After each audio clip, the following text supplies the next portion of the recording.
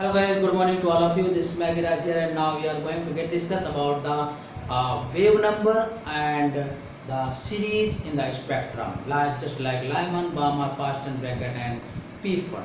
तो साथियों, अब हम डिस्कस करने जा रहे हैं कि तरंग संख्या किस तरीके से निकालेंगे इस कुल ऊर्जा के फॉर्मूले से, और इसी से हम जो स्पेक्ट्रम की श्रेणियां हैं Lyman, Balmer, Paschen, Brackett and Pfund, उनका मान कैसे ज्ञात करेंगे।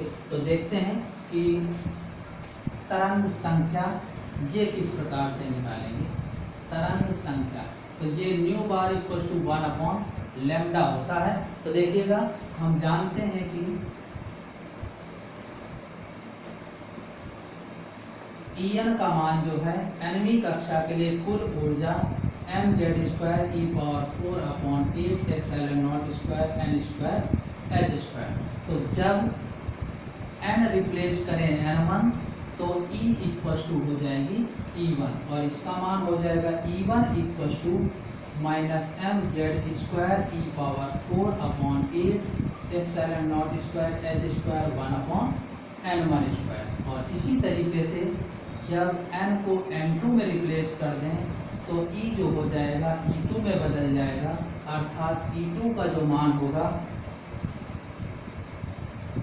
-mz²e⁴8ε02h²1/n2² आ जाएगा। तो अब हम देखते हैं कि ऊर्जा परिवर्तन क्या होगा।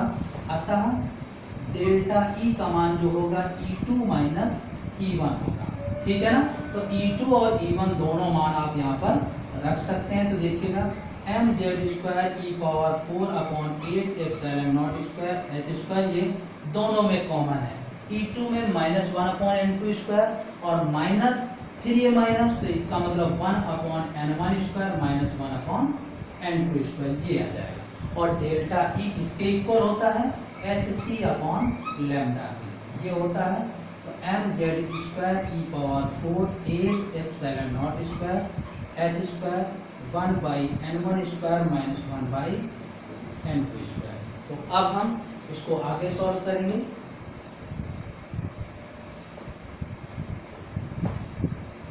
ये आ जाएगा 1/λ इक्वल टू me⁴8ε02h³c।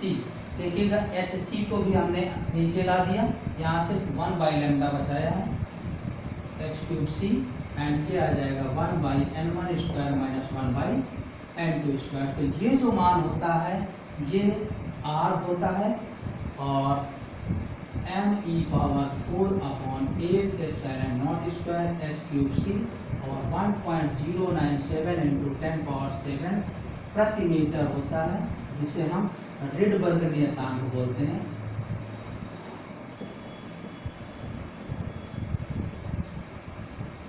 रिडबर्ग नियतांक तो 1/λ equal to rz²1/n1² minus 1/n2²।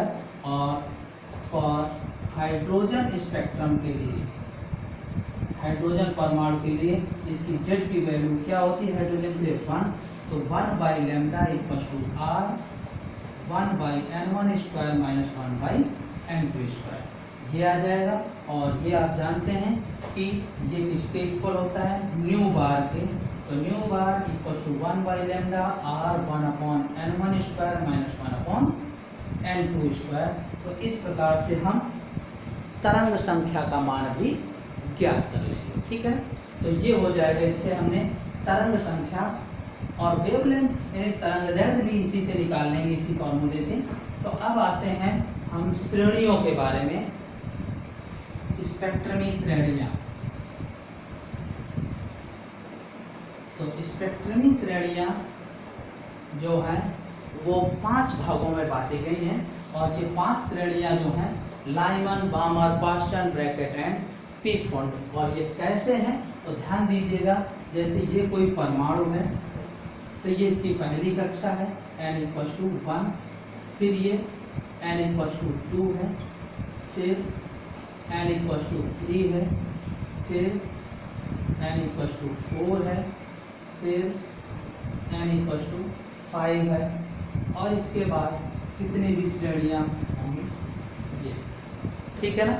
तो ध्यान रखिएगा, किसी भी श्रेणी से जब इलेक्ट्रॉन किसी भी कक्षा से जब पहली कक्षा में जंप करता है, ये चाहे किसी भी कक्षा से हो, तो वो होती है लाइमन श्रेणी, यानी पहली ये आ जाएगी लाइमन, ठीक है ना। तो इसके लिए सूत्र बन जाएगा 1/λ = R 1/1² - 1/n²। ध्यान रखिएगा, जब पहली कक्षा में जंप करे इलेक्ट्रॉन संक्रमित हो, और किसी भी कक्षा से भी पहली कक्षा में जब संक्रमित होता है तो n1 का मान तो 1 हो जाएगा, और n2 का मान 1 के अलावा कुछ भी हो सकता है। तो 1 के अलावा दूसरी, तीसरी, चौथी, पांचवी और अनंत तक की किसी भी श्रेणी से संक्रमित होकर पहले में आ सकता था। तो n2 का मान क्या हो जाएगा, 2, 3, 4 ... कुछ भी हो सकता है, ठीक है ना। इसी तरीके से ये आ जाएगी लाइमन श्रेणी, ठीक है। तो अब हम इसके बाद देखिएगा कि बाहमर श्रेणी में क्या हो जाएगा कि इलेक्ट्रॉन कहीं से भी संक्रमित हो लेकिन दूसरी श्रेणी, दूसरी कक्षा में आए, तो ये हो जाएगी बाहमर, ठीक है। तो यहाँ के लिए क्या हो जाएगा, बाहमर श्रेणी के लिए 1/λ = R 1/2² - 1/n², और n2 की वैल्यू 2 छोड़ करके 3, 4, 5, 6 कुछ भी हो सकती है। इसी तरीके से पाश्चन श्रेणी आएगी, ठीक है ना। पाश्चन श्रेणी, इसके लिए जब हम देखेंगे तो किसी भी कक्षा से इलेक्ट्रॉन संक्रमित हो लेकिन तीसरी कक्षा में आए, ऐसे, ठीक है ना।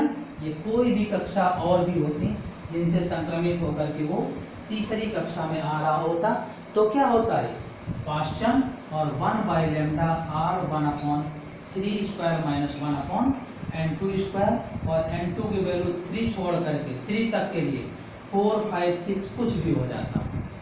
इसी प्रकार से तीसरी के अलावा ये देखिएगा, जब चौथी में संक्रमित हो ये, तो ये कौन सी श्रेणी हो जाएगी, ब्रैकेट श्रेणी होगी। तो इसके लिए हो जाएगा 1/λ R 1/4² - 1/n², और n2 की वैल्यू 4, 5, 6, 7 कुछ भी हो सकती है, ठीक है ना। इसी तरह से लास्ट पी फंड श्रेणी जो होगी, तो जब पांचवी कक्षा में जंप करता है इलेक्ट्रॉन, किसी भी कक्षा से आए और पांचवें में आए, तो फुंड श्रेणी आती है, ये फुंड। तो ध्यान रखिएगा, फुंड श्रेणी जिसे पी फुंड बोलते हैं, 1/λ = R 1/5² - 1/n², और n2 की वैल्यू 6, 7, 8 ऐसे कुछ भी हो सकती हैं, ये हो जाएंगे 5 के ऊपर वाली, ठीक है ना। तो ध्यान रखना, जब किसी भी कक्षा से पहली कक्षा में इलेक्ट्रॉन संक्रमित होता है तो लाइमन श्रेणी, किसी भी कक्षा से दूसरी श्रेणी में इलेक्ट्रॉन संक्रमित हो बाहमर, किसी भी कक्षा से जब तीसरी श्रेणी में इलेक्ट्रॉन संक्रमित होता है पाश्चन, और किसी भी कक्षा से चौथी कक्षा में जब इलेक्ट्रॉन संक्रमित होता है तो ब्रैकेट, और किसी भी कक्षा से जब पांचवी कक्षा में इलेक्ट्रॉन संक्रमित होता है तो पी फुंड या फुंड श्रेणी होती है, ठीक है ना। तो इस प्रकार से इलेक्ट्रॉनों के संक्रमण के आधार पर हमने लाइमन, बाहमर और पाश्चन, ब्रैकेट और फुंड श्रेणियां डिस्कस कर ली। तो ध्यान रखिएगा, ये इस तरीके से हैं, और इनके मान अगर आप देखें तो ये कहाँ तक हो सकते हैं, इन्फिनिट तक। तो ये इस तरीके से हैं। तो ध्यान रखना, लाइमन श्रेणी जो आती है वो पराबैंगनी क्षेत्र में आती है, बाहमर श्रेणी जो आती है वो दृश्य क्षेत्र में आती है, और बाकी तीनों जो है वो अवरक्त क्षेत्र में आती है। तो इससे ये भी पता चला कि इनके क्षेत्र क्या है, रीजन क्या है, इनके भी मान पता चल जाएंगे। और इसी क्रम में अगर आप इनके मान ज्ञात करना चाहें तरंग दैर्ध्य के कि कितने होंगे, ठीक है ना, न्यूनतम और अधिकतम मान, तो वो भी आप ज्ञात कर सकते हैं। और इसके लिए आप इस तरीके से सॉल्व कर लेंगे कि जैसे हमने मान लिया कि लाइमन श्रेणी की तरंगदैर्घ्य सीमा क्या होगी। फॉर एन एग्जाम्पल इसी में देखते हैं, तो हम ये जानते हैं 1/λ r 1/1 square minus 1/n2 square. तो n2 की जो वैल्यू है वो 2 3 डॉट डॉट इन्फिनिट है। तो ये दो सीमाएं हैं, ये इसकी प्रारंभिक और ये इसकी अंतिम सीमा है। तो हमने एक बार n2 की वैल्यू इन्फिनिट ले लिया, तो इससे 1/λ r 1/1 माइनस 1/इन्फिनिट, तो ये आ जाएगा r। तो लैम्डा की वैल्यू आ जाएगी 1/r, यानी लैम्डा आ गया 1/1.097 इंटू 10⁻7। तो ये आ जाएगा 0.912 इंटू 10⁻7 या 912 एंगस्ट्रॉम, करीब इतना आ जाएगा तरंगदैर्घ्य। तो ध्यान रखिएगा अनंत के लिए इतना आ गया, और जब n की वैल्यू 2 रखेंगे, ठीक है, तो 1/λ 1 माइनस 1/2 का स्क्वायर 4। तो 1/λ इक्वल टू r 4 माइनस 1 3/4, या lambda equal to 4/3 into 1/r आ जाएगा। तो देखिएगा यहाँ से ये आ गया 1.3 इंटू 1/r की वैल्यू अभी हमने निकाली थी 0.912 10⁻7। तो इसका मल्टीप्लाई कर देंगे तो लगभग 1212 के करीब आ जाएगा, ये आ गया। तो ध्यान ये चीज क्लियर हो गई कि लाइमन श्रेणी के लिए तरंगदैर्घ्य परिसर क्या आ गया। लाइमन के लिए लैम्डा की जो वैल्यू है 912 एंगस्ट्रॉम से लेके 1212 एंगस्ट्रॉम तक आ गई। तो इस तरीके से आप किसी भी श्रेणी का तरंग परिसर अगर निकालना चाहें तो इस तरीके से आप सॉल्व कर सकते हैं।